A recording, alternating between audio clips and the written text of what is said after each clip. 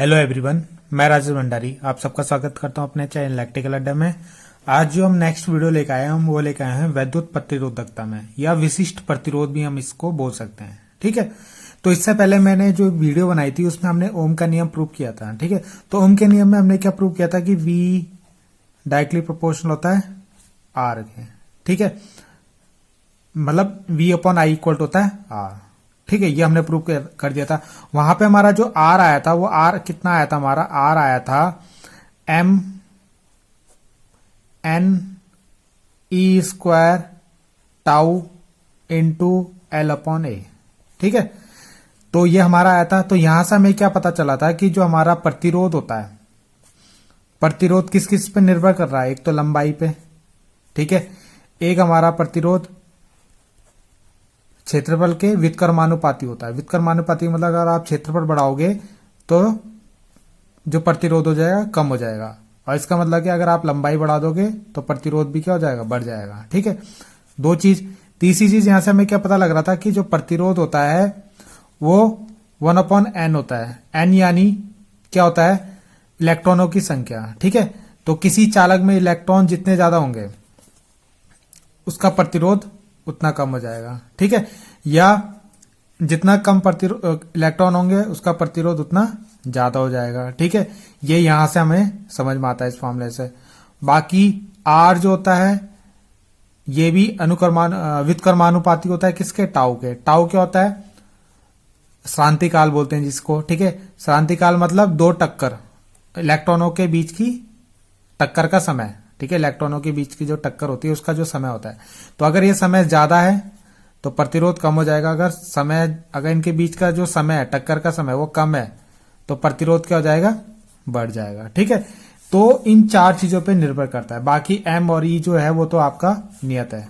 ठीक है, तो ये सब आपको प्रतिरोध के बारे में याद रखना है। ठीक है, ये बहुत आपका इंपॉर्टेंट है। ठीक है, इतना आज हम जो पढ़ रहे हैं, हम पढ़ रहे हैं वैद्युत प्रतिरोधकता।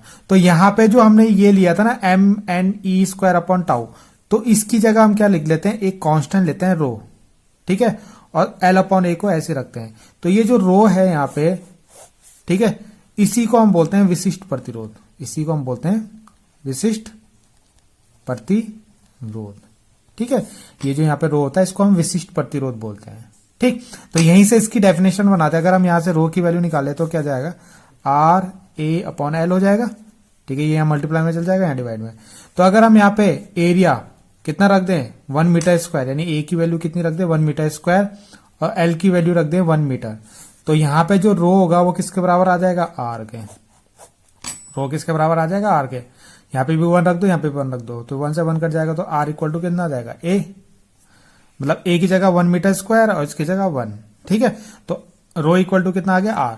तो यही इसकी डेफिनेशन है कि किसी तार के प्रतिरोध, मान लो कोई तार है, ठीक है, ऐसा कोई तार ले लिया, का विशिष्ट प्रतिरोध, अगर इसका जो विशिष्ट प्रतिरोध होगा वो किसका होगा, अगर आपका इसकी लंबाई L है, ठीक है, और इसका जो क्षेत्रफल आप ले लो A, वो कितना है, 1 मीटर स्क्वायर है, तो वहां पे जो इसका विशिष्ट प्रतिरोध होगा वो उसके प्रतिरोध के बराबर हो जाएगा। ये विशिष्ट प्रतिरोध है रो और ये प्रतिरोध है R, तो ये दोनों क्या होते हैं, एक दूसरे के बराबर हो जाएंगे। ठीक है, यही विशिष्ट प्रतिरोधकता की क्या है, परिभाषा है।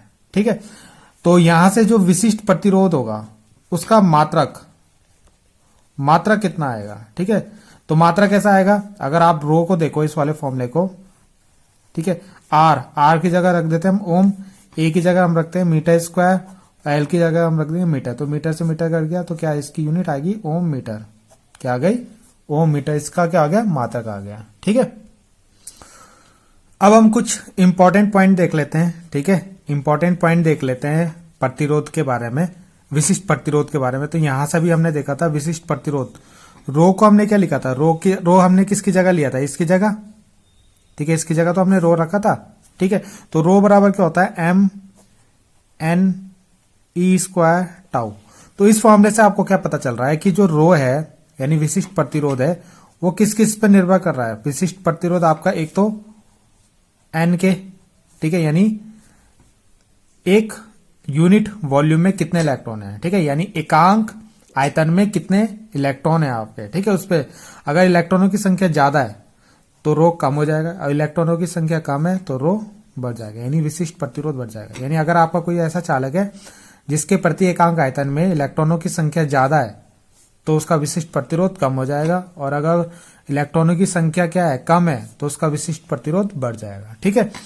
दूसरी चीज किस पे निर्भर कर रहा है, ये यहाँ पे आपका जो विशिष्ट प्रतिरोध है एक टाउ पे भी निर्भर कर रहा है। ठीक है, यानी 1/टाउ। तो अगर आप टाउ बढ़ता है, टाउ क्या होता है, अगर मान लो कोई चालक है उनके बीच क्या होते हैं, इलेक्ट्रॉन होते हैं उसके अंदर, तो इलेक्ट्रॉन क्या होते हैं आपस में टकराते हैं, तो उनके बीच का जो समय होता है उसका टाउ। अगर आपका इनके बीच जो टकराने का जो समय है श्रांतिकाल वो ज्यादा है तो इसका विशिष्ट प्रतिरोध कम हो जाएगा, और अगर इसका टाउ यानी ये समय कम है तो इसका विशिष्ट प्रतिरोध क्या हो जाएगा, बढ़ जाएगा। ठीक है, तो ये कुछ इंपॉर्टेंट पॉइंट आपको याद रखना है जो एग्जाम में पूछता है। ठीक है, बाकी एम और ई तो नियत है तो इसको तो हम नहीं लेंगे। ठीक है, ये नियत होती है तो इससे इस पे कोई फर्क नहीं पड़ता। तो आपको यहाँ पे क्या दिख रहा है कि जो विशिष्ट प्रतिरोध है वो पदार्थ पे निर्भर करेगा। पदार्थ किस तरह का, अगर आपका विशिष्ट पदार्थ जैसे मान लो एक चांदी है, ठीक है, और एक आप ले लो एल्यूमिनियम, तो आपको पता है चांदी में इलेक्ट्रॉनों की संख्या ज्यादा होती है। ठीक है, तो उसका प्रतिरोध क्या हो जाएगा, कम हो जाएगा।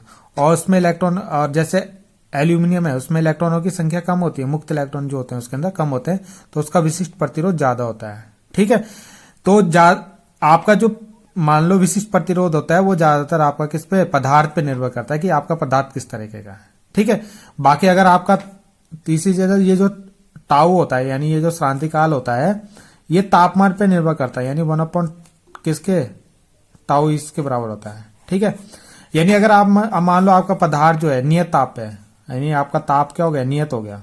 ठीक है, ये ताप जो हो गया नियत हो गया, तो ये भी नियत हो जाएगा, तो उस पे क्या, उस समय वो केवल क्या है, पदार्थ पे निर्भर करेगा, केवल किस पे, पदार्थ पे निर्भर करेगा। ठीक है, तो जब तापमान नियत रहता है उस समय आपका केवल पदार्थ पे निर्भर करता है कि किस तरीके का आपका पदार्थ है, उस पर आपका विशिष्ट प्रतिरोध निर्भर करता है। ठीक है, ये आपको याद रखना है। बाकी अगर टेम्परेचर बढ़ेगा तो उससे क्या होगा, श्रांतिकाल कम हो जाएगा, श्रांतिकाल कम हो जाएगा।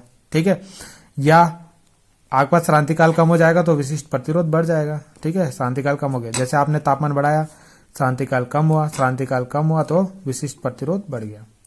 तो इस तरीके से आपको इसमें क्वेश्चन में रिलेशन देखना है। ठीक है, तो आई होप आपको समझ में आया होगा। Thank you.